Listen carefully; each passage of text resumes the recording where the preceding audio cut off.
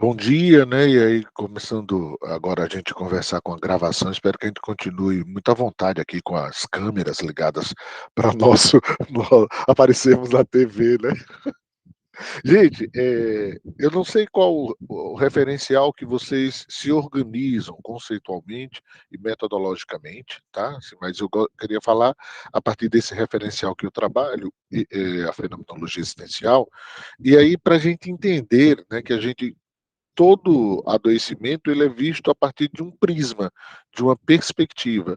Então é muito interessante quando a gente reconhece esse prisma e atua a partir dele, ou seja, com a clareza, com o enquadramento necessário que esse prisma nos dá. O fato da gente trabalhar com fenomenologia significa que a gente precisa é, é, fazer uma leitura de algo que não é a psicologia, né, que é a leitura filosófica. E isso geralmente é muito assustador e muito, digamos, desorganizador, porque, regra geral, não temos formação em filosofia. Né? Então, assim, é uma leitura densa, é uma leitura difícil mesmo, tá? E ainda mais desses autores que têm um nível de complexidade muito acentuado. Né? Então, de fato, a gente vai passar por algumas noções, algumas compreensões que vão pedir da gente fundamentos que possivelmente a gente não tem. E não tem, não é porque fizemos uma graduação é, fraca, deixamos de estudar algo que era necessário. Não, a gente não tem porque não é específico nosso ter isso, ok? Então, assim, agora, podemos ter. Para ter, a gente faz um estudo paralelo, né? Ou seja, a gente vai a esses autores, a esses filósofos da fenomenologia e do existencialismo, para conhecê-los, para entender seus principais conceitos, suas linhas de argumentação. Tá? E aí, eu quero trazer primeiro essa dimensão. Quando a gente fala de fenomenologia, do que especificamente a gente está falando? Né? Então, a gente está falando de um olhar que pode ser entendido, primeiramente, no caso da gente, é mais frequente que seja assim, como método. Então, quando eu falo de fenomenologia, eu estou falando de um método. E o que é o método? É uma forma de eu me aproximar daquele fenômeno, de eu abordar aquela situação. Por exemplo, vocês disseram da experiência de vocês, né, de diversos lugares e de diversas condições de atendimentos.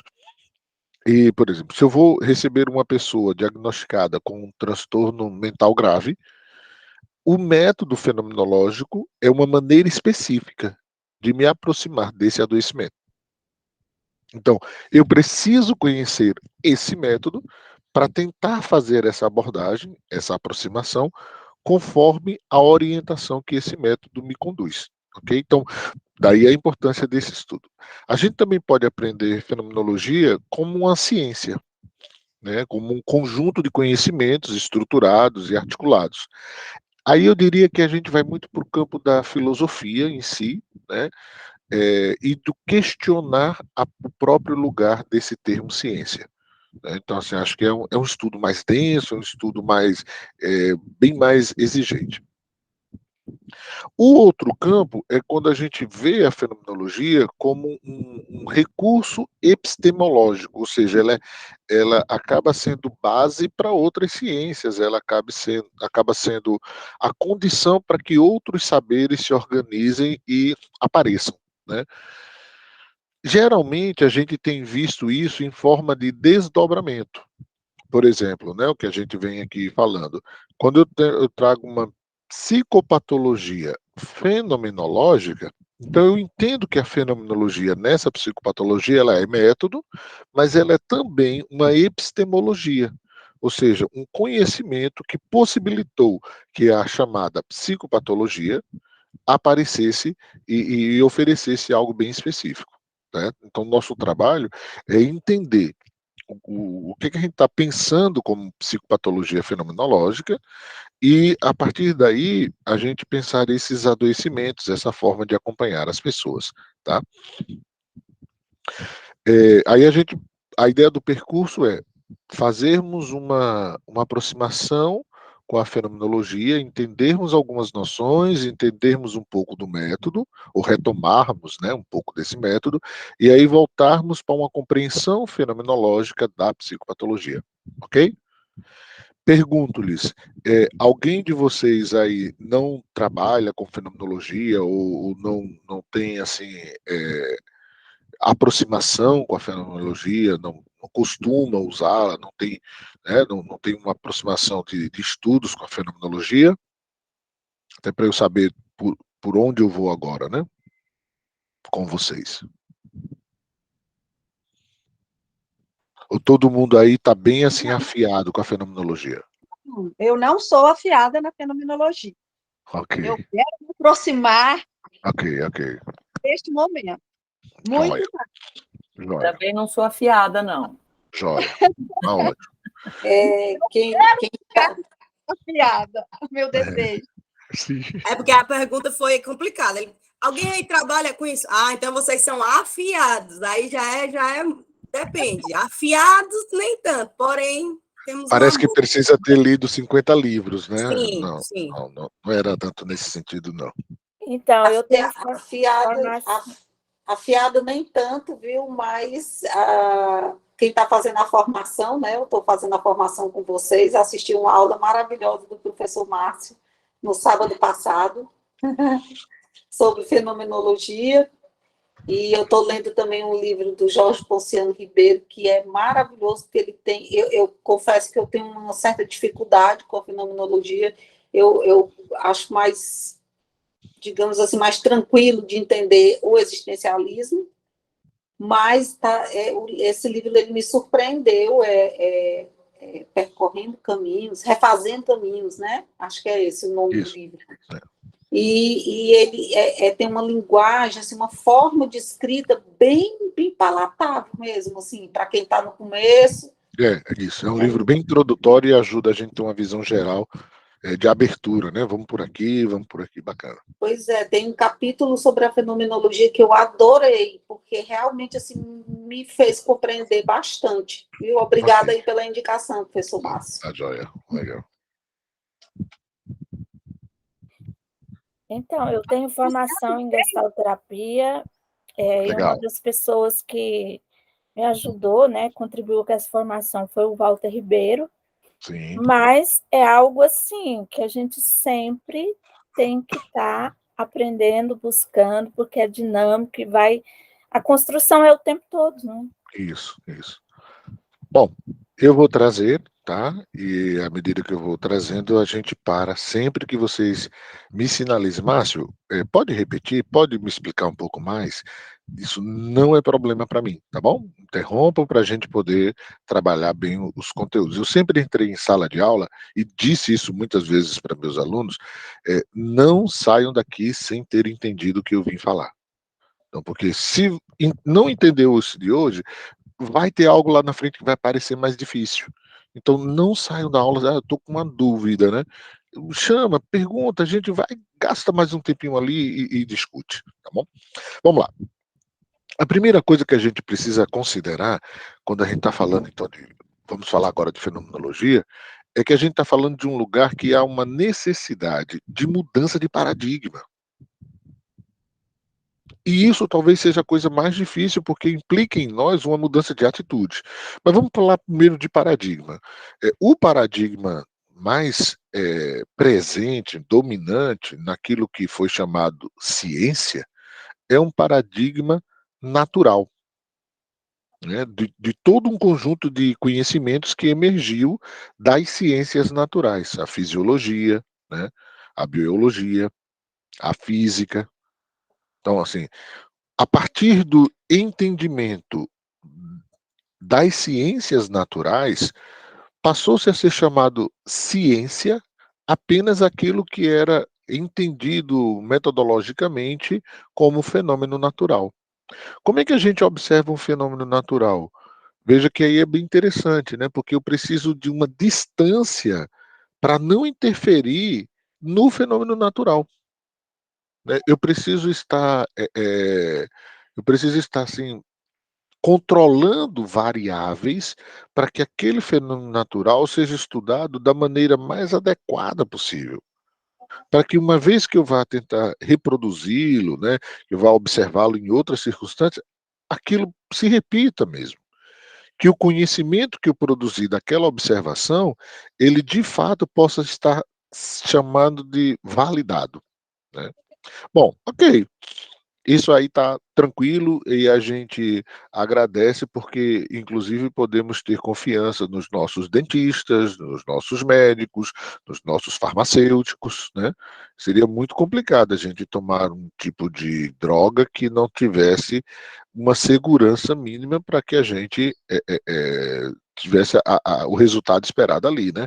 Passamos por isso durante o momento mais alto de Covid, quando aqui no Brasil a Anvisa, né, estava avaliando, né, as drogas, as substâncias que seriam usadas como vacina, né? Então, assim, que bom que a gente tinha naquele momento toda essa história de método científico que observa os fenômenos naturais de uma maneira cuidadosa, distanciada, evitando interferências de variáveis, né? Então, para a gente isso é ótimo. Onde é que ocorre o problema? É quando a gente usa esse mesmo paradigma dos fenômenos naturais, né, ou seja, das ciências da natureza, para conhecer e compreender os fenômenos humanos. É aí a, a crise epistêmica, né? Assim, a gente começa a perceber que não é possível conhecer os fenômenos humanos como eles se mostram, certo? Usando as mesmas ferramentas dos fenômenos naturais, da ciência natural. Esse é o ponto de partida da fenomenologia. Por que que ela aparece? Por que que ela emerge? Assim, ela não aparece porque simplesmente um dia Russell achou que seria legal sair da matemática e, como ele entrou na filosofia, queria fazer um estudo diferente, vou fazer uma coisa chamada fenomenologia. Entende? Não era isso que o mobilizava.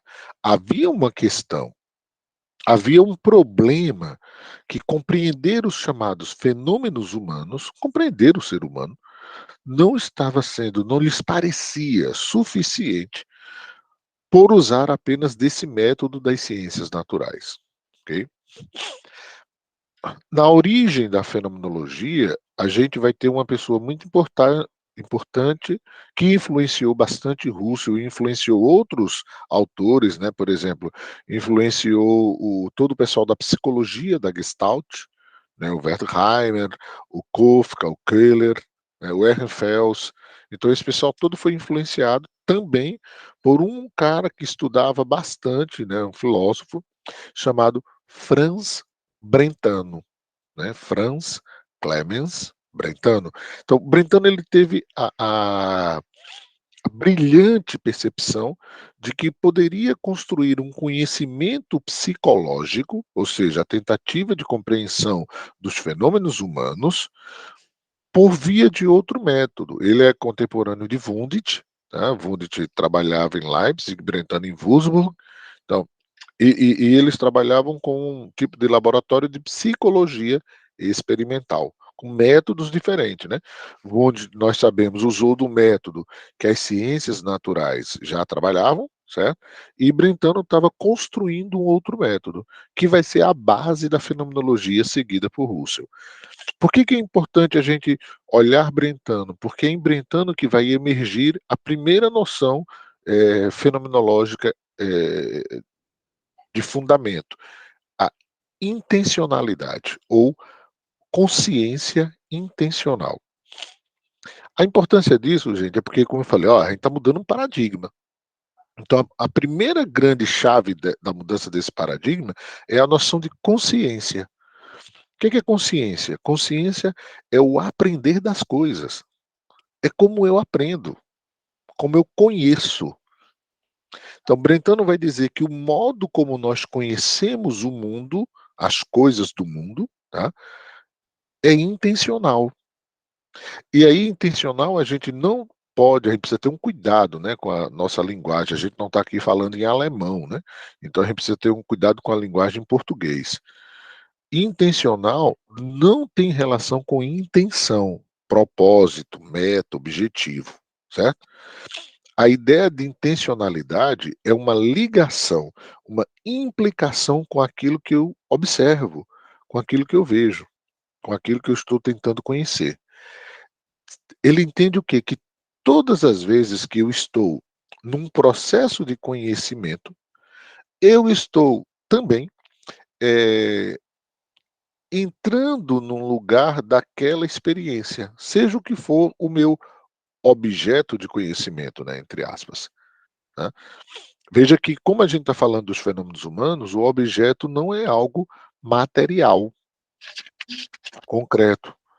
A gente está falando de algo da experiência, é algo vivencial.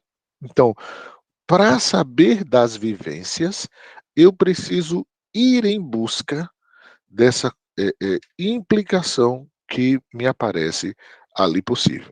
Então, tentando dizer assim, olha, o tipo de consciência, né, o tipo de conhecimento que é possível na tentativa, né, de dar conta dos fenômenos humanos é uma consciência intencional, que ele chama também de intencionalidade.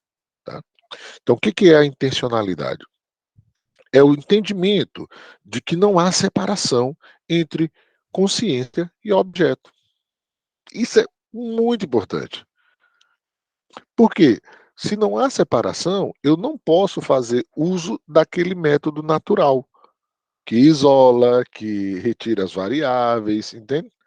Porque os fenômenos naturais, de alguma maneira, eles podem acontecer independente da minha presença a eles. Os fenômenos humanos não, eu sempre estarei presente ao que em mim acontece, entende? Aí vamos lá, né? Mas se não há essa separação entre sujeito e objeto, eu preciso, consciência e objeto, ok? Eu preciso entender como é essa ligação. Né? Ó, não há separação. Mas como é a ligação entre consciência e objeto? É aí que Brentano diz, é uma ligação intencional. E aí, por intencional, a gente gosta de usar o termo implicado, ou implicação. Né? É uma consciência que está implicada, colocada dentro da própria experiência que ali se dá, nisso que a gente está chamando de objeto, que é o fenômeno humano. Tá? Então, para eu compreender, veja bem aí a ideia, né?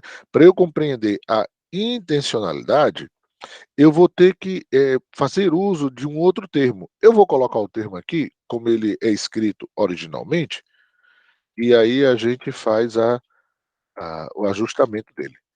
A palavrinha é essa, Leibniz, estão vendo? Mas o que quer dizer essa palavrinha? Ela fala de um modo específico da experiência que é vivenciada, certo? Que é sentida ali, que é trazida pela pessoa como algo da sua íntima expressão. Então, é o que a gente chama de experiência vivida, as vivências. Então, veja bem, a conexão, né, essa ligação da consciência com o objeto, ela vai se dar no modo de implicação, né, de se lançar ali dentro, mas dentro de onde? Da experiência que está sendo vivida. Então, se alguém vir me falar de uma tristeza, por exemplo, eu preciso trabalhar, né, eu preciso trabalhar ali com a atenção de que essa pessoa ou ela se implica no que ela está vivenciando, ou a fala dela não me trará esse fenômeno, entende? Se ela, por exemplo, falar da tristeza com uma fala distante, explicativa, eu não vou conhecer a tristeza dela. Eu vou conhecer a explicação que ela dá à tristeza, certo? Se alguém me fala da ansiedade que está vivendo, distanciando-se dela, ou seja, explicando as causas, trazendo ali o que é de campo dessa experiência, eu tenho uma ideia, mas eu não tenho a vivência. Então, veja que nessa consciência intencional, eu preciso me experimentar naquele lugar de vivência para poder falar a partir dali. Então, essa arrumada que Brentano deu para o método, isso provocou em Russell uma grande inquietação.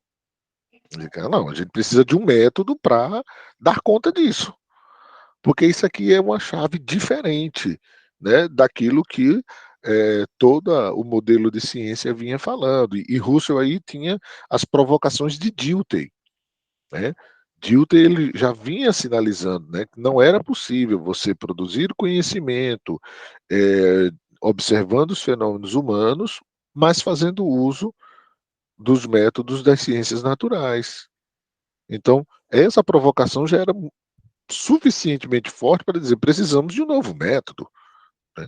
E aí é onde Russell ele vai se perceber interessado. Veja, ele era matemático de formação.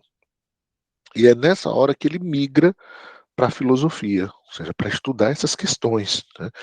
Ao ponto dele se tornar, né, professor, catedrático de filosofia, né? Então, assim, um cara que de uma profundidade imensa, né? Um cara extremamente inteligente, muito dedicado, né? Com a matemática, Russell desenvolveu uma característica de personalidade muito interessante, que era a busca pelo rigor. A matemática tem uma coisa de exatidão que é muito legal, né? A matemática ela não fica com brincadeiras, né? Ela diz, não, tem uma resposta, vamos buscar isso aqui. Vamos buscar qual é a resposta para isso aqui, né? Então, essa ideia de encontrar um rigor foi muito cara a Russell. Então, se ele percebia que era necessário construir um novo método, ele entendia que esse método precisava ser suficientemente rigoroso para poder estar ao lado desse outro método já reconhecido das ciências naturais e oferecer algo que todos pudessem ver. Não, realmente isso aqui é importante. Então, o trabalho de Russell durou a vida toda dele e ainda pegou a vida de outros que vêm depois, né?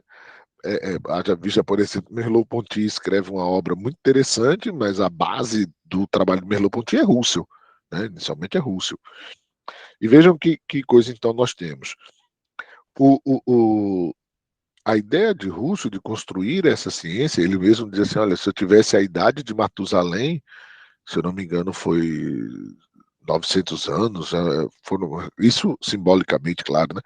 Talvez eu conseguisse construir, né, terminar o projeto fenomenológico. Assim, ele diz assim, é impossível, né, uma pessoa fazer isso, mas ao mesmo tempo um grande desafio, tá? Então, estamos colocando agora o quê? Que Russell vai, dentro desse contexto, se colocar como alguém que precisa trabalhar muito para construir esse novo método, certo? E aí ele toma dos gregos antigos uma palavra que vai ser muito importante para a construção desse método, que é essa daqui, né?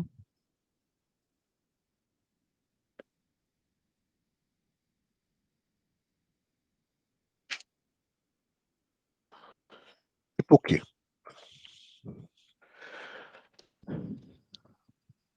Essa palavra ela tem um sentido que é importante a gente destacar, né? O sentido dela é assim, exatamente colocar entre parênteses. O colocar entre parênteses é uma atitude. Quando é que eu coloco entre parênteses? Eu estou indo no sentido de uma dada experiência e eu paro. Por exemplo, estou indo numa escrita, e eu paro e abro um parênteses. Então, abrir um parênteses é fazer uma parada, entende? Eu faço uma parada. E o que acontece ali, entre parênteses, é necessário estar colocado daquela maneira para não interromper, para avisar que o fluxo não está interrompido, ou seja, não parou. Então, assim, ele vai continuar. Mas o colocar entre parênteses, pela própria natureza do parênteses, destaca daquela escrita, né, aquele outra informação. Por exemplo, né, nós estávamos nos apresentando, dizendo psicóloga, né, falando de então, psicóloga. Psicóloga poderia vir entre parênteses. Ou seja, é algo que vai trazer algo ali, mas que não é o fluxo do que vínhamos necessariamente trazendo. Aí o colocar entre parênteses significa que aquilo que eu sei do fenômeno, que eu já aprendi sobre o fenômeno que eu estou observando, precisa ficar de lado. Esse talvez, gente, seja o exercício inicial mais difícil que a fenomenologia nos pede. Colocar o nosso conhecimento de lado enquanto estamos observando o fenômeno. Né? Vocês que trabalham em CAPS, né? Vejam como é difícil você receber uma pessoa com um transtorno grave e naquela hora você colocar o seu conhecimento de transtornos graves de lado, né? E poder escutar a pessoa na experiência, ainda que seja experiência cortada, né? De surto. Então, veja que delicadeza e que rigor esse método nos pede, tá? Então, colocar de lado o que eu sei sobre o fenômeno não é deixar de saber. E isso é importante porque, veja o paradoxo, né? Márcio, mas a gente vai estudar tanto para na hora não usar? Sim. É porque poderia ser uma coisa mais de boa, tá? Assim, já que dá a palavra, Jaqueline. Já que eu não vou usar, eu não preciso estudar tanto. Né? Deixa a coisa aí como tá e eu vou só escutando e vou falando daquilo. Diga, Jaqueline. Do ponto de vista prático, digamos assim, da clínica, certo? Você falou, a pessoa recebe alguém com um transtorno grave, né? Uma esquizofrenia, onde ela tem alucinações auditivas, por exemplo. Tem vozes que falam para ela o que ela deve fazer, que ela deve se matar, digamos assim, certo? A gente tem um conhecimento, né, pelo estudo que faz desse tipo de transtorno e sabe do que é que está acontecendo com ele ali na hora que ele está tendo esse surto, né? Mas aí colocar entre parênteses esse conhecimento na hora da clínica seria, por exemplo, dizer para ele, conversar, ouvir o que ele está falando e entrar, entre parênteses, assim, entrar no mundo dele e perguntar o que é que essas vozes te dizem, como é que essas vozes falam. Fala para mim o que é o significado dessas vozes para ti. Seria mais ou menos isso? Não. Vamos lá. Por quê? Porque isso seria altamente arriscado. Ô, Arthur! Olha quem chegou ali, ó. Não, fofinho. Vamos aprender psicopatologia, fenomenologia e psicopatologia. Tá fofo. A cara do João, bem parecidos agora com o cabelo curto. O João tinha cabelo longo, né? Agora não, agora cabelo curtinho, ó. Olha ele. Bom, deixa eu voltar aqui. Te explicar um pouquinho. Veja só, você disse assim, ó, a gente já sabe o que está acontecendo com ele. O que a gente sabe? Esse comecei a colocar em parênteses, entendeu? Em termos O da que eu teoria, sei? eu disse assim, a gente conhece, a gente estuda tanto, né? Estuda tanto, sabe Pronto, a mas teoria toda, o que mas a gente coloca sabe? parênteses, né? O que a gente sabe disso que está acontecendo? Ele chegou com sintoma de alucinação. Diga, Wanda. Liga o áudio. Ah, peraí. Pode falar. Não, eu só fico... É algo a saber daquele sujeito. Esse Sim. parente Sim. é algo a saber daquele sujeito, que é único, que tem a sua história, é algo a saber. O que eu estou colocando entre parênteses é exatamente como Jaqueline falou, é algo que eu já sei. Não é algo a saber ainda, é algo que eu já sei. O que é que eu sei? Daquele sujeito.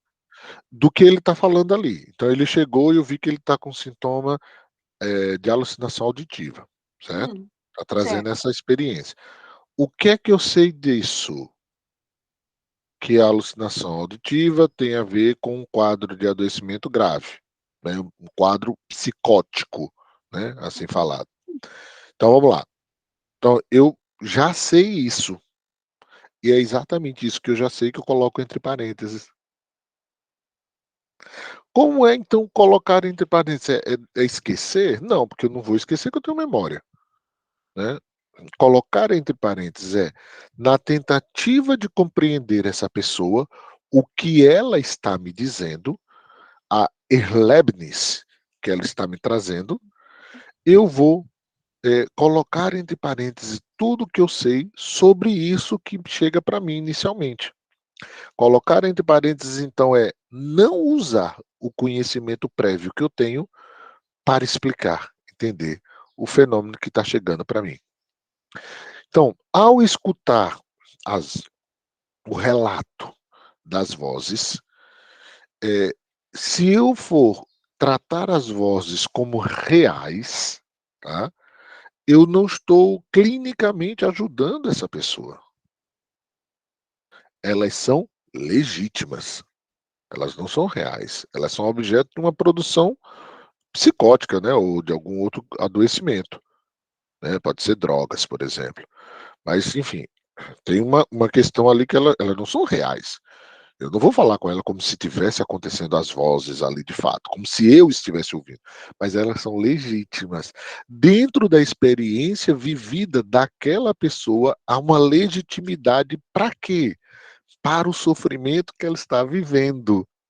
Porque ao escutar essas vozes, que não são reais, tá?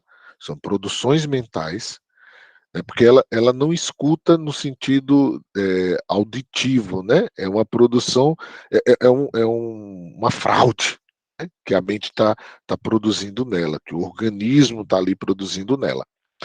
Mas é vivido por ela como legítima, causadora desse sofrimento. Então, assim, ó, gente, eu estou sofrendo porque eu estou ouvindo essas vozes dizerem para mim que tem alguém que quer me matar. Ah, então são vozes persecutórias. A minha experiência é de me sentir ameaçado. Essa escuta compreensiva é o que eu quero desenvolver através da epoquê, né? A possibilidade de colocar o meu ouvir, o meu conhecimento explicativo, meu conhecimento prévio de lado, não usá-lo para escutar o que essa experiência vivida diz para mim. Tu entende? Então, veja que a epoquê já é uma mudança radical, né? Porque nos deixa num lugar de, caramba, então tudo que a gente sabe na hora não importa? Importa. Só que importa menos. Para acessar esse fenômeno vivido, essa experiência vivida, o meu conhecimento importa menos. Porque o meu conhecimento ele vai me levar para um tipo de consciência que é explicativa, que vai buscar explicações, que vai dizer, olha, você está ouvindo essas vozes, mas elas não existem, elas não são reais. Elas são produção, sei lá, bioquímica dessa substância que você usou. Então tenha calma, a gente aqui vai passar um remédio para você, você vai dormir, vai relaxar, parará, e daqui a pouco elas passam. Ok, tá certo o conhecimento, mas apenas está explicando para a pessoa. Eu não estou escutando a vivência que ela está fazendo de si mesma. Entendem? Eu não quero o fenômeno. Qual é o fenômeno que ela está vivenciando? Nesse breve relato que eu fiz, um sentimento de estar ameaçada. É isso que eu quero acessar. Qual é o contorno e a multiplicidade dessa experiência, né?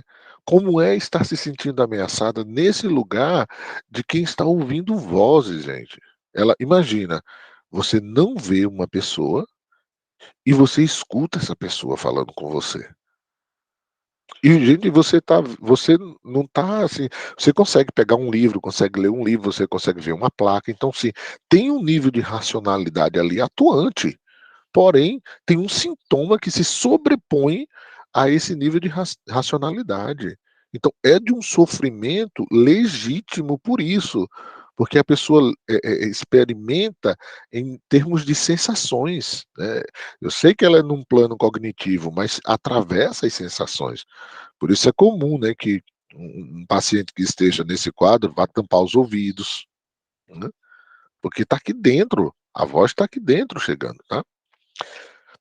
Então, o nosso interesse metodológico inicia, né, de conhecer o fenômeno, inicia pela hipoquê. Deixar de lado o nosso conhecimento para poder escutar esse fenômeno, para poder acolher essa vivência. E aí Russell vai dizer assim, né, em seguida vai dizer que nós precisamos, então, fazermos aquilo que seria a redução, né, o voltar para as coisas mesmas. Voltar para as coisas mesmas, eu gosto até de dizer assim, é voltar-me para as coisas mesmas. Como assim? Bom, eu estou aqui olhando para este lado e aí o sol vai nascer desse lado de cá. Então eu vou voltar-me para o nascer do sol. Então, o nascer do sol está acontecendo. Então eu vou voltar minha atenção, voltar minha consciência para a emergência daquele fenômeno. Então, eu coloquei meus conhecimentos de lado, né, prévios, e eu vou voltar toda a minha atenção, né, toda a minha consciência intencional para esse fenômeno que está aparecendo, para essa fala de sofrimento que está ali. E aí eu entro de que maneira? Eu me disponho com essa pessoa via intencionalidade. Lembra que eu disse que é uma implicação? Eu preciso entrar com ela aonde ela está. Aí, Jaqueline, é que muita gente, isso foi muito comum na década de 70, achou que essa implicação era acompanhar os surtos. Então tinha as vivências coletivas, sabe? De grupos e tal. Às vezes uma pessoa entrava em surto e tinha 3, 4 seguindo a pessoa quase que em fila havaiana, né? Então a pessoa começava a delirar ali alguma questão e os outros conversando a partir do delírio, entende? Como se ele fosse real. E isso é um equívoco, né? Foi um equívoco, sabe? A gente não atua dessa maneira, não ajuda a pessoa dessa maneira, tá? A gente não reprova a pessoa, a gente não julga nem vai dizer para ela pura e simplesmente que aquilo que ela está vivendo não é verdadeiro, certo? Então assim, a gente não vai fazer isso, porque isso seria só uma explicação.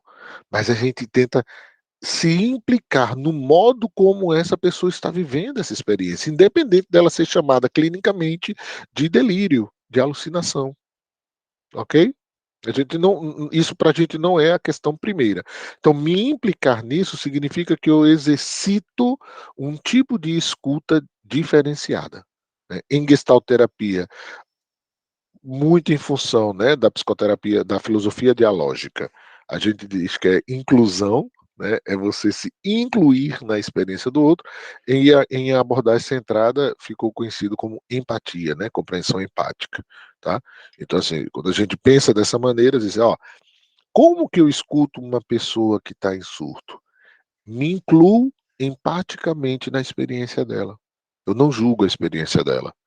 Eu não transformo a experiência dela, eu não reduzo a experiência dela ao sintoma, à categoria de sintoma, certo? Eu não olho para aquela pessoa com quem diz, está aqui um doente. Ah, não, é só um surto, gente. Daqui a pouco passa.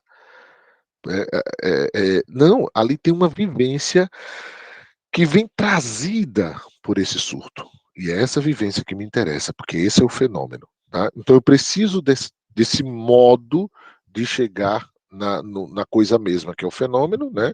Eu voltar-me para as coisas mesmas, eu volto para o fenômeno com esse tipo de consciência intencional, implicado na experiência. Para quê? Para ver o que emerge dali como sentido. Sentido são os sentidos que eu dou àquilo que eu estou vivenciando. Quais são os sentidos dessa angústia, dessa agonia de estar ameaçado ali? Então, à medida em que ela consegue falar, que ela tem espaço para verbalizar o sofrimento dela, eu tenho elementos para entender que sentidos estão atravessados naquela situação, certo? Como é que chega isso para vocês? Faz sentido? Faz, tá ótimo. Faz muito sentido tudo isso que você está falando. eu acho tão rico e interessante esse conhecimento que a gente precisa ter a integralidade da pessoa, né? Eu fico aqui pensando que essa acolhida, a empatia e estar presente com o outro, né? Isso que dá o sentido. E essa compreensão do outro como alguém integral, né? O integral é muito interessante, sabe, Nilma? Porque, principalmente por casos de adoecimento grave. A integralidade é o que a gente chama de inteireza. Só que a pessoa que está numa condição de surto, ela está quebrada. De adoecimento, né? Ela está quebrada. Ah, mas como que a gente escuta essa pessoa integralmente se ela está quebrada? O quebrado, gente, é assim, é aquela condição que a pessoa chega, mas o quebrado é um inteiro quebrado, entende? Então, assim, imagine eu estou com esse copo e ele se quebra aqui, né? Aqui, né, nas minhas mãos, aqui, ele se quebra. Então, eu tenho ele inteiro na forma gestáltica mais elegante, que é essa daqui, e eu posso ter ele quebrado, mas é o mesmo copo, numa forma gestáltica menos elegante, ou seja, menos ajustada com a nossa percepção, entende? Então, a pessoa que chega numa condição grave, ela está quebrada, mas é ela ali ainda. Tá? Então, assim, eu preciso escutá-la, eu preciso acessar a vivência que ela me traz. Entendem isso? É porque, mesmo quebrada, ela está inteira Ela continua nesse pessoa, ela continua processo. quem ela é. Isso. Isso. Ela continua quem ela é. O que muda é que ela acessa o mundo de uma maneira diferente. Tá? Aí agora eu vou precisar sair um pouquinho do Russell e fazer um pequeno percurso breve num aluno que ele teve, né? E que acabou se tornando o grande edifício, a grande coluna, na verdade, para psicopatologia fenomenológica, né? Que é Heidegger. Tá? Veja só, Heidegger, ele teve, né, esse estudo com Russell, e de onde ele tirou muita coisa importante para o trabalho dele, mas Heidegger construiu um projeto assim singular, base para muito conhecimento que a gente tem hoje. O trabalho de Heidegger foi um trabalho de ontologia, né? A gente diz até assim, ontologia fenomenológica, né? Mas é um trabalho de ontologia. O que é esse trabalho de ontologia? É a tentativa de, digamos, de explicar, né, de apresentar o que é o ser. Olha, vamos dizer o que é o ser. Porque se eu estou falando que eu vou voltar à experiência do fenômeno de ser, veja só, ser triste, ser deprimido, ser ansioso, eu estou falando do ser, certo? Mas então preciso entender o que eu estou chamando de ser. Toda a filosofia ocidental, ela se baseia num projeto idealizado, desde Sócrates e Platão. Tá? Toda a filosofia ocidental se baseia num projeto idealizado, ou seja, de ideias. Platão ficou um ícone disso, né? Que é quando vai falando lá do mito da caverna, né?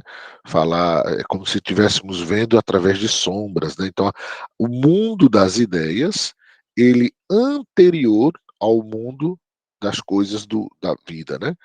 Então a gente tem toda uma tradição idealista que vai ter talvez o seu auge com Hegel, né? Por isso que os existencialistas, eles quebram com essa tradição, ok? Todo o movimento existencialista europeu é uma tentativa de quebra com essa tradição idealista. A máxima, né, que a gente conhece já, né, bastante, é aquela de que a essência precede a existência e os existencialistas chegam, isso era do idealismo, né? E os existencialistas modificam isso, né? Não, a existência precede a essência. As ideias que eu tenho das coisas vêm depois da experiência que eu faço disso. Existir é anterior. Os dois principais autores que vão quebrar, né, com esse movimento é Søren Kierkegaard e Friedrich Nietzsche. Então, eles não são ainda o movimento existencialista europeu, mas são a base para que esse movimento apareça. É tanto que em 1927, Heidegger publica Ser e Tempo, e é considerado a obra de referência, de início do movimento existencial europeu. Aí, nessa tentativa, então, de dizer o que é o ser, sem cair no idealismo, Heidegger começa a buscar uma proposição que realmente respondesse isso. E aí ele traz esse termo, já conhecido por vocês, mas que a gente vai trabalhar rapidamente. Dasein. É que seria isso daqui, tá? Dasein. A tradução mais próxima que a gente conseguiu chegar é essa aqui. Eis aí ser. Nós sempre escutamos como ser aí, né? Ser aí. Na verdade, a gente está falando de uma tentativa de compreender o que é o ser. Com essa definição, com essa compreensão, mais do que definição, Heidegger nos dá um campo muito diferente. Ele vai dizer assim, olha, o que é o ser? O ser, ele é um aparecimento. E por conta desse aparecimento, uma presença. Então, quando ele vai explicando lá em Ser e Tempo, ser aí, né, ele mostra ser aí como um aparecer. E é interessante por quê? Porque o aparecer é a propriedade original do fenômeno. Né? A palavra fenômeno, originalmente, né, em grego, ela é assim.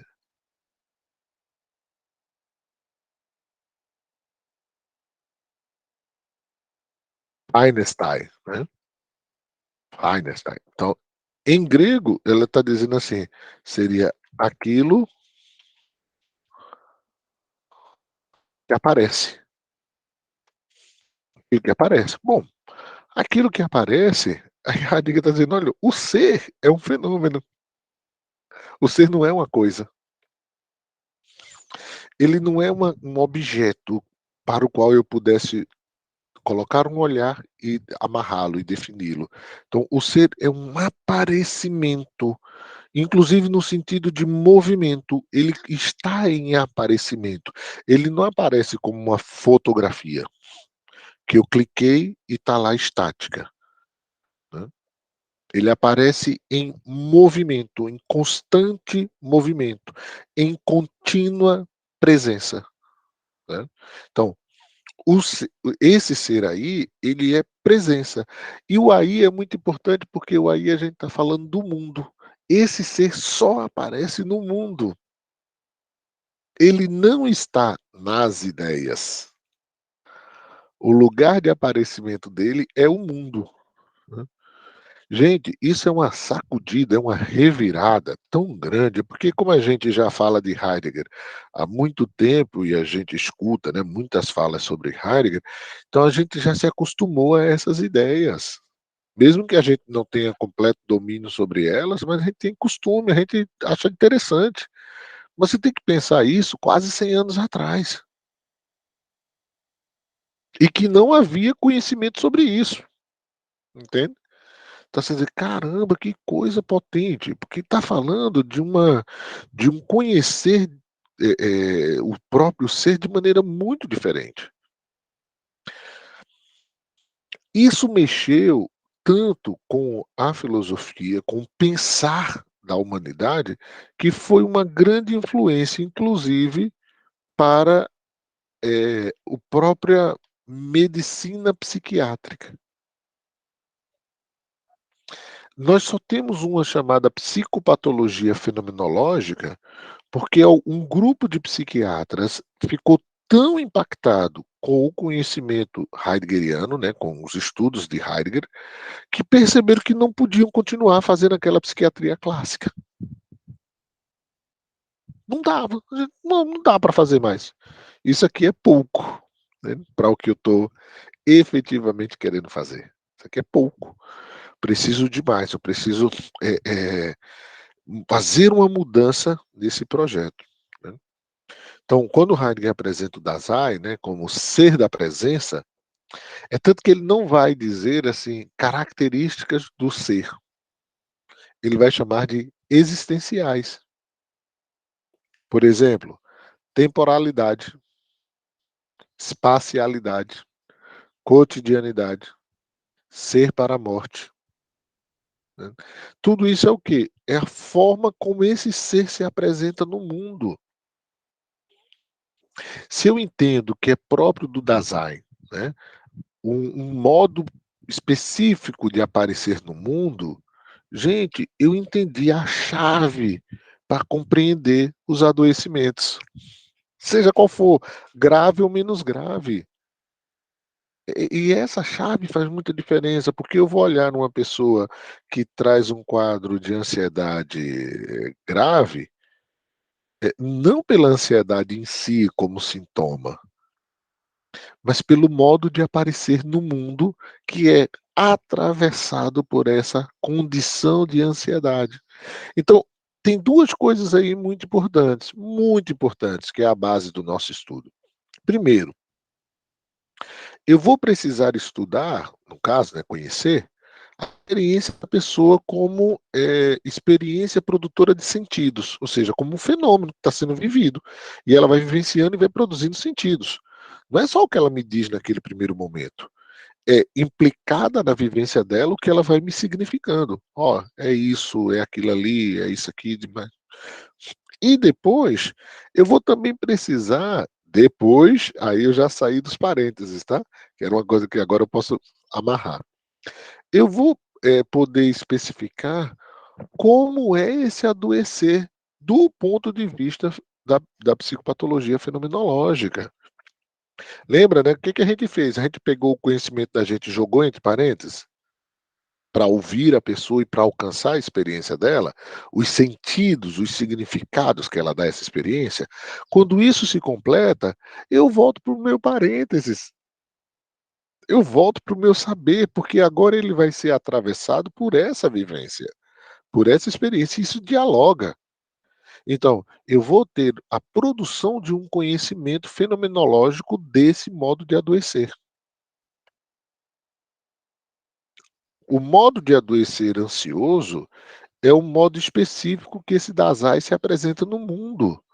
Então, tanto eu quero entender, compreender essa experiência que foi me trazida por esse Dasein, como eu quero compreender o que é esse adoecimento de uma maneira mais geral, fora dos parênteses, tá?